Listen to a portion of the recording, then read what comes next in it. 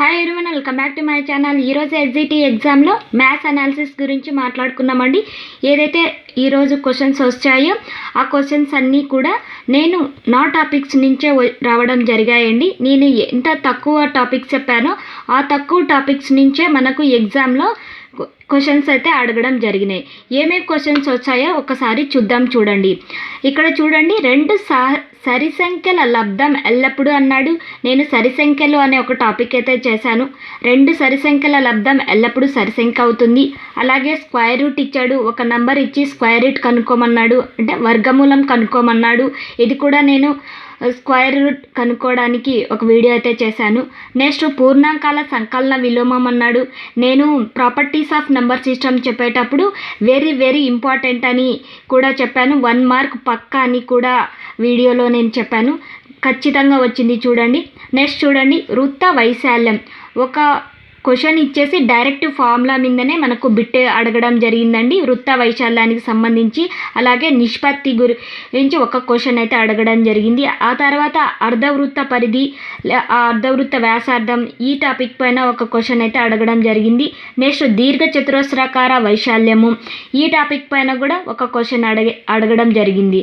Next మధ్యగతం గురించి కూడా మనకు ఒక క్వశ్చన్ అయితే అడగడం జరిగింది. తర్వాత లాభ నష్టాల నుండి 2 క్వశ్చన్స్ అడగడం జరిగినాయి.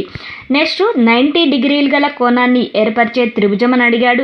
ఇక్కడ నేను కోణాలు అనే ఒక టాపిక్లో నేను ఈ కోణాల గురించి క్లియర్గా ఎక్స్ప్లెయిన్ చేశాను. అలాగే త్రిభుజాల రకాలలో కూడా ఎక్స్ప్లెయిన్ చేశానండి. నెక్స్ట్ ఎక్స్కి గీయగల సౌష్ఠవ రేఖలు, ఇది నేను previous year maths paper explain చేసేటప్పుడు సౌష్ఠవ రేఖల గురించి చెప్పానండి. నెక్స్ట్ అంతరాభిముఖ కోణాలు, అంటే త్రిభుజ రకాల్లో చెప్పేటప్పుడు త్రిభుజ ధర్మాలు అని ఒక దాంట్లో చెప్పానండి, అంతరాభిముఖ కోణాలని. నెక్స్ట్ బీజగణిత సమాసాలు ABC 3 ఈక్వేషన్స్ ఇచ్చి A+B+C అని అడిగాడు. నెక్స్ట్ ఇది కూడా బీజగణిత సమాసాలు, ఇది ఈజీ అండి. ఇది ప్రీవియస్ ఇయర్ పేపర్స్ చేసేటప్పుడు మనం దీన్ని చేసాము. నెక్స్ట్ చూడండి, ఒక తలంలో 2 రేఖలు ఖండించుకుంటే ఆ రేఖలను ఏమంటారు అని అడిగాడు. ఇది కూడా నేను కోణాలు చెప్పేటప్పుడు ప్రీవియస్ ఇయర్ పేపర్స్ చెప్పేటప్పుడు ఎక్స్ప్లెయిన్ చేశానండి. నెక్స్ట్ భిన్నాలు, ఒక భిన్నం ఇచ్చి దాన్ని ఎక్స్పెన్షన్ చేయమన్నాడు. ఆ తర్వాత దీర్ఘగణం ఇచ్చి ఘన పరిమాణం అడగమన్నాడు. ఇక్కడ నేను చెప్పిన టాపిక్స్లో ఏమేమి క్వశ్చన్స్ వస్తాయో ఒకసారి చెక్ చేద్దాం చూడండి. ఇక్కడ చూడండి, నేను సరి సంఖ్యలు అయితే చెప్పానండి. 1 నెక్స్ట్ వర్గమూలం చెప్పాను, పూర్ణాంకాల సంకలన విలోమం చెప్పాను, వృత్త వైశాల్యం చెప్పాను, అలాగే నిష్పత్తి వచ్చి ఎక్స్ప్లెయిన్ చేశానండి. అలాగే అర్ధవృత్త పరిధి ఫార్ములాస్ ఇచ్చానండి. నెక్స్ట్ దీర్ఘచతురస్రం ఇచ్చాను. ఆ తర్వాత మధ్యగతము, ఇక్కడ పేపర్ ఎక్స్ప్లెనేషన్లో నేను మధ్యగతం గురించి చెప్పాను. నెక్స్ట్ లాభ నష్టాల గురించి పేపర్ ఎక్స్ప్లెనేషన్లో చెప్పాను. నెక్స్ట్ ఇది పూర్తిగా ఒక వీడియో అయితే చేశాను. నెక్స్ట్ ఇది ఎక్స్ప్లెయిన్ చేశాను ఇక్కడ పేపర్ ఎక్స్ప్లెనేషన్లో. అంతరాభిముఖ కోణాలు వీడియో అయితే చేశాను. నెక్స్ట్ బీజగణితాలు పేపర్ ఎక్స్ప్లెనేషన్లో చేశాను.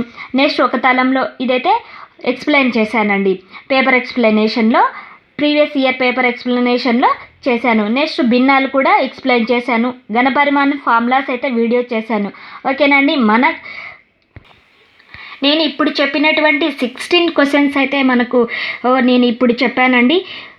ఈ 16 క్వశ్చన్స్లో మనం చెప్పిన వాటి నుంచి 11 క్వశ్చన్స్ అయితే రావడం జరిగినాయి. ఓకేనా అండి. ఇది అండి నేను ఈ